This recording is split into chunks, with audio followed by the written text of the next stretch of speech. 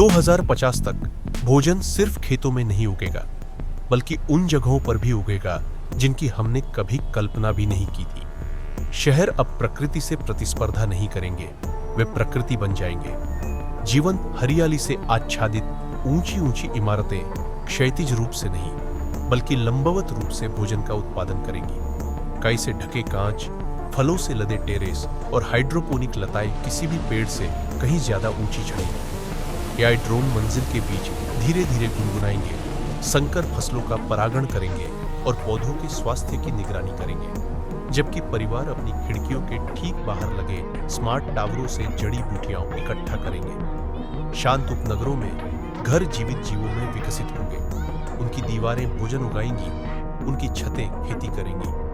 बच्चे अपने बेडरूम की खिड़कियों से स्ट्रॉबेरी तोड़ेंगे, जबकि रसोई उस सुबह पके हुए भोजन के आधार पर रात का खाना तय करेगी। और जब जमीन बहुत ज्यादा भीड़भाड़ वाली हो जाएगी तो भोजन तैरने लगेगा।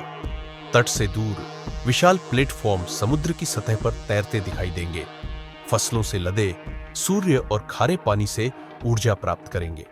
यहां शैवाल ईंधन बनेंगे और समुद्री हवा पोषण का काम करेगी।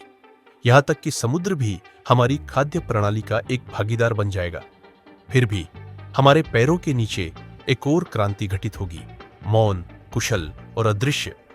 शहरों की पूरी भूमिगत परतें ऊर्ध्वाधर खेतों में बदल जाएंगी, जो पराबैंगनी प्रकाश से नहाए होंगे और पुनर्चक्रित जल से पोषित होंगे।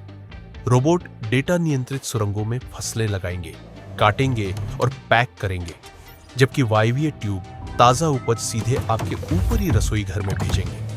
और पृथ्वी के सबसे कठोर कोणों में रेगिस्तान, बर्फ के मैदान, सूखे वाले क्षेत्र विशाल कांच के बायोडोम आशा की किरण बनकर उभरेंगे। अंदर कृत्रिम बुद्धिमत्ता द्वारा जलवायु का अनुकरण किया जाएगा।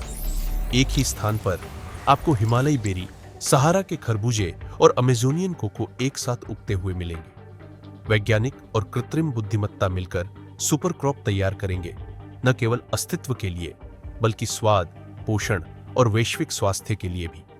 यही खेती का भविष्य है, जहां धरती का हर इंच, आकाश, समुद्र, मिट्टी और पत्थर उपजाऊ हो जाता है।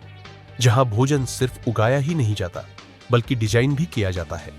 और जहां मानवता और प्रकृति अब प्रतिस्पर्धा नहीं करते, बल्कि सहयोग करते हैं। भविष्य हमारे चारों ओर विकसित हो रहा है और यह पहले से कहीं ज्यादा जीवंत है।